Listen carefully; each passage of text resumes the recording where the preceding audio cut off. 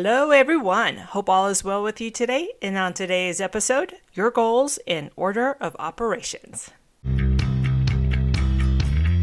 Hi, my name is Renee, and welcome to BAM's Financial Corner. These episodes are aimed specifically to help you conquer your personal finances. The reason I created the Financial Corner is because Body and Mind Strong is more than just a diet plan and a workout routine. It is about a person as a whole. It's about all aspects of a person's life, which impacts their health both physically and mentally, and finances are no exceptions. In this series, I'll be combining all my knowledge I've gained through the years from my own experience and research, from the MBA and finance program I'm currently in, and will bring in advice from financial experts. I hope you enjoy the following podcast. Welcome back. How is everyone doing today? Well, I am doing great, and I kind of wanted to, before I go into the topic of today, I want to give you guys a little heads up of what's going on, just in case you hear some noises in the background. My boyfriend and I have actually officially moved back into our travel trailer. Yes, we live tiny. We've been actually living tiny for the past 3 years, except for when this pandemic hit, we actually upped and moved, and we stayed at my parents' house for about the last 5-6 months just to get set back up. We moved states, so we're a completely different state now. But we're officially back into the travel trailer, which is great. We have some adjustment to do since we are kind of outgrowing it a little bit because we still have that puppy. She's 8 months old now and still full of energy, 60 pounds and full of energy. But I wanted to give you guys a heads up just in case you hear some dogs bark in the background. I mean, the travel trailer can be great, but it's not the best soundproofing unit, I guess is what you will say. So anyways, we are on part 2 of a 4-part series I am calling Financially Fit. So today, let's review your goals and a financial staple called the order of operations. First, let's start off with reviewing how your homework went. How did it go with your goals setting? Did your goals come easy to you, or did you have to think about them for a bit? Was there an area you were more focused on than another? As for me, I actually did mine a few months ago, but this is how it went. I jotted mine down quite quickly and was like, boom, that was easy. Then I reviewed them, and as it turns out, it wasn't that easy. I went back a few times and had to revamp them each time because most of them weren't smart, specific, measurable, attainable, realistic, and timely. Some of them didn't even have a timeline, while others weren't quite realistic for the timeline I did have for them. In the end, I did have quite a few goals, but they all revolved around 2 areas, my emergency fund and my retirement.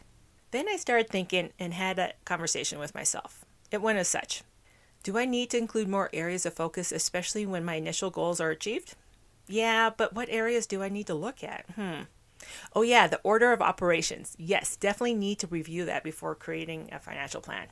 Yes, I often carry on a conversation with myself. I like to call it a business meeting. Anyways, before I go on to the next step, I'd like to take a minute and review the order of operation recommended for financial planning with you. First, what is order of operations? Well, it's just a big fancy way of saying what order things need to be done in. There are several out there in regards to finance, but for today's podcast, I'm going to review 2 of them as there is just not one which I completely agree with. The reason? None of them fit my life completely. However, I've learned from the following 2 and have improved my own finances by using them. The first order of operation is one of the more well-known orders out there, and it's by Dave Ramsey, and it's called the 7 Baby Steps. If you're starting at ground zero, I would highly recommend checking out this book from the library as it goes into detail on how to achieve each step. Yes, the library, especially if you're strapped for cash. Most libraries will have it, and it's free to check out. I'll put the link to his site in the show notes as well. And the steps go as follow. Step 1, save $1,000 for your starter emergency fund. Step 2, except for your mortgage, pay off all your debt using the snowball effect. The snowball effect is starting with paying off your lower balances first to, what he calls, achieve some wins. Step 3, go back to your emergency fund and save 3 to 6 months of bills, mortgage or rent, and living expenses. Step 4, once you build up your emergency fund, focus on your retirement and invest 15% of your household income. Step 5, if you have children, start saving for their college education. Step 6, here you will focus on your mortgage balance and pay it off early. And then finally, step 7, build wealth and donate. So those are Dave Ramsey's 7 baby steps. The other order of operations I'd like to cover comes from Abound Wealth, which is a financial company, and they have a podcast called The Money Guy Show. They have an episode on this topic, both on their podcast and on their YouTube channel. I'll put the link to the show notes as well. Their steps do slightly different than Ramsey's, and they go as follow. Step 1. Save to cover deductibles. So basically, have enough in your savings account to cover basic medical expenses. Step 2. Match from your employers. If your company offers a match for your 401k, take full advantage of it as it is free money. Step 3. Pay off those credit cards. However, here they recommend focus on paying off the higher interest rates ones first and then focus on the other ones, which is different than Ramsey's. Step 4, increase your emergency reserve. Save the 3 to 6 months of living expenses. Step 5, focus on your Roth and health savings accounts, your HSA accounts. Make sure you are contributing to these as they are tax-free growth. Step 6, max out your retirement options. For example, if you can, contribute to your 401k and your Roth IRA account. Max out how much you can contribute in a year. Step 7, this is what they call hyperaccumulation, which is saving at a higher percent like 15 to 20%. Step 8, prepaid future expenses. Here they use an example of paying off car insurance. Like if you pay it for once a year, pay it off. Now, I kind of see this as also part of step 9, but that's how they kind of separate it. So step 9 is focus on your debt prepayment. So having enough saved up to pay for unforeseen future expenses so you won't go into debt. Like here, if save up enough just in case you need to take your car and to get fixed. So those are the 9 steps from Abound Wealth. Now that we've gone over the few orders of operations, I want you to take a look at your goals again and see if you need to revamp them in some way. Is there a new goal that you would like to add?